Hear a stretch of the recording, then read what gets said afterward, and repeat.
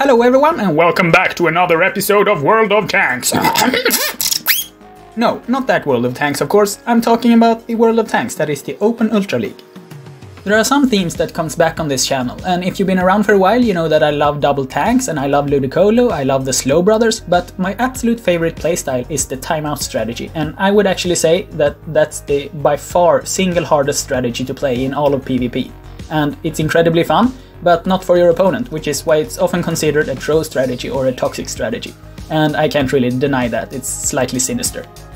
A game in Go Bad League is limited to 4 minutes and 30 seconds, and when this timer runs out, the winner is decided by who has the most Pokemon left, and secondly, the sum of the remaining HP percentages, if you have the same number of Pokemon.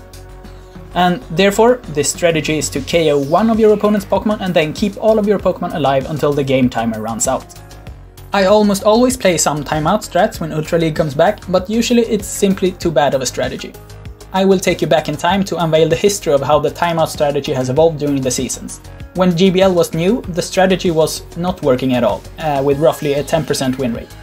And the meta was not tanky enough, and with the walking requirement it wasn't worth to waste your sets on this garbage. But then, like a gift from heaven, Moonblast got reworked and it got cheaper and a 30% debuff chance. And this made Cresselia the most common Pokemon in Ultra League, and the timeout strategy actually worked thanks to all the Cresselia mirrors, and much more consistent debuffing. So in Season 2, I was able to have a roughly 50% win rate with it. Then, suddenly and sadly, Moonblast got nerfed and also Shadow Pokemon started to pop up, so the meta overall became more glassy and I went back to having roughly 10% win rate with the timeout strategy, and this continued for months. But when all hope was lost, Niantic released the XL Pokemon, which made a ton of tanky Pokemon viable in Ultra League, with XL Umbreon being the absolute tankiest and the common new star. And this is where we are today. The timeout strat is actually viable again.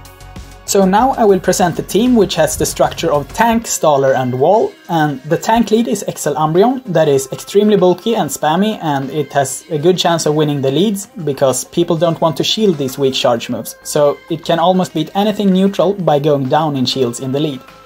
And then the staller is Suicune with Bubble Beam that it can spam out, with Snarl as a fast move, and then lastly,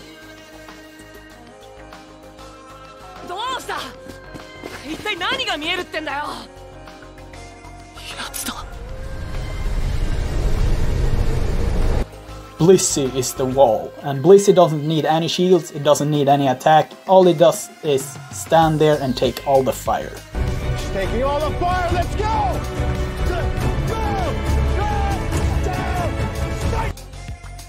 Moving into the battles, I will showcase an 8-game win streak at around 2500 ELO, and my first opponent is Pionit, and he leads with a Shadow Lapras. So this is not as good as a regular Lapras, because a regular one is even more tanky, which will take even more time to take down, which means that I have a greater chance to reach timeout. But this Shadow Lapras is still pretty tanky, so it's a good lead, but my opponent actually starts to buff up his defense, and he also shielded one foul play, so I'm going to lose that matchup if I stay in with Umbreon, so I banked 2 foul plays instead and went into Suicune and start to debuff this Lapras. And I will be able to fire off 3 Bubble Beams before my opponent's next Skull Bash, which means that the Lapras is not going to deal any damage whatsoever to Suicune. But then my opponent switches out and banks 100 energy, and I went for Hydro Pump there because I really need to take down one of my opponent's Pokemon, and if I start to debuff this Articuno, I'm not going to be able to defeat it until the switch timer is up. So I actually went for Hydro Pump and then bailed into Blissey. And here I go for Hyper Beam to take it out, because I'm triple debuffed, so a Psychic wouldn't even be close to take out the Articuno from that range. And then when my opponent comes back in with Lapras, I switch into Umbreon to hopefully take it down, but my opponent has back-to-back surfs, so Umbreon loses CMP to Lapras, and then my opponent does not shield it. So here the switch, or the game timer is up, and Suicune is pretty tanky, so an Earthquake is not going to be enough, and I have 2 Pokemon left, so I win, even though none of my Pokemon had basically any HP at all. Moving on to the next battle, I face an Ace, Oximus Slayer, and here I'm gonna gatekeep him from Veteran because he's likely very close. So I throw my Foul Play after 5 Snarls because I want to hit the same piece if my opponent is also doing the same. But my opponent is not throwing any charge moves, so instead I think that he will throw eventually, so I try to catch a Hydro Cannon on my Suicune, but my opponent counter switched into Gyarados, and since I have not defeated one of my opponent's Pokemon yet, I need to do that in some way, so that's why I went for Hydro Pump. So here I expect my opponent to shield, but he does not, so I'm actually also forced to shield here, because if my Suicune go down and I have a Pokemon disadvantage, I'm definitely going to lose the game, because Blissey has 0 value in taking down Pokemon. But my opponent did not shield the Hydro Pump, so now the first goal to KO one of my opponent's Pokemon is accomplished, and all I have to do is survive the rest of the game with Blissey and Umbreon. So here my opponent comes back in with the Empoleon, and Blissey just eats these Hydro Cannons like they are nothing, and then I go for the Hyper Beam, because a Psychic debuffed and resisted is not going to be enough. So now my opponent has only got 1 Pokemon left against my 3, and if we just played out the game to its fullest, then of course my opponent would have won this. But since my opponent has 1 Pokemon and I have 3, I can even let my Umbreon go down, and then I can wait 10 seconds when choosing Pokemon to waste even more time, but that's not even needed, and I win. Moving on to the next battle against this guy, and he leads with a Cresselia, which is one of the best leads for this team, because it takes a lot of time to take down a Cresselia, and I can confidently win this matchup with Umbreon. So what I do here is I usually shield the first one, because they are never going to bait this early. There's no point at all to go for a Grass Knot there. So what I signalize to my opponent is that I want to win this first matchup, and therefore they sometimes let the Cresselia go down and they are happy with the shield advantage. But my opponent switches out into a Talonflame, so I used my last shield to not take a billion damage from that Brave Bird, and now the second Brave Bird is debuffed, so it's not going to deal that much damage. And then I've accomplished my goal of taking down one of my opponent's Pokemon, so now I need to survive. So now I know that I'm not going to be taken down by a Grass Knot after it is debuffed, and this is where it's so hard to play this kind of teams, because you need to know what moves can defeat your Pokemon and what can you survive. But then my opponent has a Giratina in the back, and it has Shadow Claw, so it cannot do a thing against Blissey. So at this point I could basically just stop hitting at all and just waiting for the timer to go down, because whenever he uses a Dragon Claw he's wasting time and these Shadow Claws are not doing anything. So I'm not using any more fast moves, and my opponent tries desperately to, I don't know what he's trying to do, but that's it. Moving on to the next game, I go up against Isendal, and he leads with a Talonflame, which is not a matchup that I like, because if they start spamming out these flame charges, then they will increase their attack and therefore their DPS, and I will not be able to reach a timeout in the end. So what I'm gonna do here is I will use both of my shields on Umbreon, not on the first flame charge of course, but on the second and third, and hopefully I can get my opponent to take the shield advantage instead of the switch advantage. So here I really hope that my opponent is not going to shield, and they don't. So now I've accomplished the first goal of taking down one of my opponent's Pokemon, and now I just need to survive. So I go into the stalling Pokemon, the Suicune, and start spamming these Bubble Beams. And my opponent has a Cresselia, so that's really good, because Cresselia has a terrible DPS, and now that it's double debuffed, even super effective Grass Knots are not going to deal that much damage. So Suicune can easily tank 2 of these Grass Knots, and probably even a third, but I'm scared of my opponent switching in the Swampert and making an Earthquake on my Suicune. So instead I went into Blissey to just be safe, and I now have a charge move on Suicune to use later. And my opponent makes a terrible mistake here by using the Hydro Cannons instead of Earthquake, because Hydro Cannons waste so much time because they are so spammy. So if you are ever up against a timeout team, then you should definitely only go for Earthquakes when using charge moves on Swampert. Moving into the next game, I face Monaloho, and he leads with a Berserker, which is very bad to face with this team, because the Berserker is very glassy, and therefore we are less likely to reach timeout. So I want to get rid of this Berserker as quickly as possible, so that it doesn't take all of my shields and take down all of my Pokemon. But my opponent switches into Politoed, which is a much more convenient Pokemon to face with this team, because Politoed is super spammy with Weather Balls, which will waste much time, but then my opponent is not throwing these Weather Balls, so I get scared of the Earthquake or Blizzard instead. So I'm forced to switch out, even though I didn't want to with my Umbreon. And here I just throw one extra Bubble Beam to waste some time, so that I didn't hit 100 energy. And then my opponent comes in with a Poliwrath, so that's amazing for me.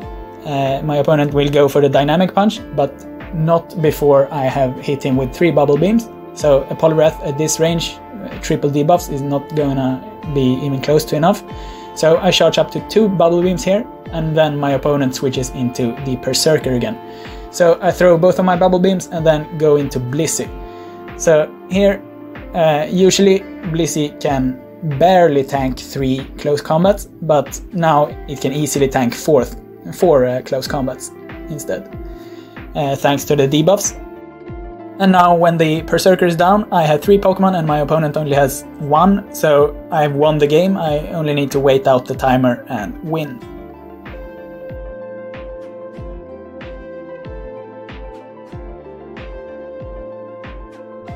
Moving on to the second set, which is game number 6 of the win streak, and it's against Suicune, and he leads with a Talonflame, which I already said is not what I like to see in the lead. But he goes straight for the Brave Bird and then switches into Articuno. So now I'm confident again that I will be able to take down this Articuno, and then hopefully I can time out, because Talonflame is not that much of a threat to Suicune, because with all of the Bubble Beam debuffs it's not going to be able to ramp up the DPS. So here I survive with my Umbreon with a few HP, and then I snipe the Articuno with my Snarl. So at this point I'm going to spam out these Bubble Beams, both on Cresselia and on Talonflame, whatever my opponent does. I have no reason whatsoever to go for a Hydro Pump, because all I want to do here is time out. And my opponent has Confusion on their Cresselia, which is slightly worse, because then it's less spammy. I prefer to face Psycho Cut Cresselias, but it's still okay. I will double debuff this Talonflame, and then in case this is Brave Bird, I shield it, and then I bail into my Blissey.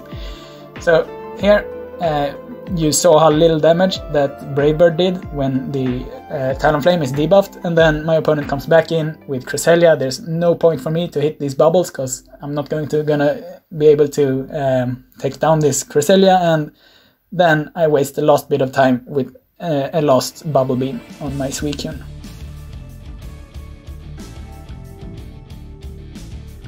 Now we enter game number 7 of the win streak against Shuba, and she leads with a Talonflame. So once again, something that I don't like, but now my opponent switches almost immediately into a Umbreon of their own. And the Umbreon Mirror is pretty much the best thing that ever can happen to a timeout strategy. Because now we burn so much of the clock that I'm certain that I can reach timeout. So as long as I take down this Umbreon, I'm going to win the game. If I just don't let any of my Pokemon go down. So if it comes down to it, I'm definitely gonna spend shields here, even though these last resorts are not dealing that much damage. And I hope that my opponent does not shield. So they don't, and they come back in with Talonflame, and I can definitely not let my Umbreon go down. But it still has some HP, so I wanted to waste a little more time, and then my Suicune will be able to just stall out this game. And I shielded there, of course, because my opponent was in a bad matchup, so they were likely to switch and therefore throw their nuke move. But then my opponent's last Pokemon is a Mandibuzz, so they run both XL Mandibuzz and XL Umbreon, so they are kind of running their own timeout team, but they are not even trying to time out. So here I overcharge a ton of energy every time, because if the Talonflame comes back I need to debuff it immediately. But now the game timer is up and I go into Blissey instead, and it's an easy victory for the timeout team. Moving on to the next game against UFO 7777 something, and he leads with a Gyarados, which is decent for this team. Not good because Gyarados has high DPS, but it's also decently spammy and it has worse total damage output than Umbreon, so Umbreon should be able to handle this lead. So here I will connect with my second foul play, and then my opponent starts shielding the third one, and I take a risk here to reach another foul play, and my opponent tries to farm down. So I got both of my opponent's shields, and then I expected the crunch because he made some Dragon Breath before throwing the charge move, but it was just an Aqua Tail. And then my opponent has a Empoleon in the back. So here I can either go for 2 Hydro Pumps or 3 Bubble Beams and then a Hydro Pump. So of course, since I want to time out my opponent, I go for the Bubble Beams and spam it, and then go for Hydro Pump. And if you haven't noticed already, I play these battles in ×3 the speed instead of ×2, because, well, I don't want these battles to take forever. And my opponent makes some kind of weird sack swap with Gyarados, and then it KOs the Empoleon too, and then my opponent has only got 1 Pokemon left against my Blissey, so this Giratina is not going to be able to do anything against Blissey. And I'm not even bothering to use my fast move because this is completely over. And that's it.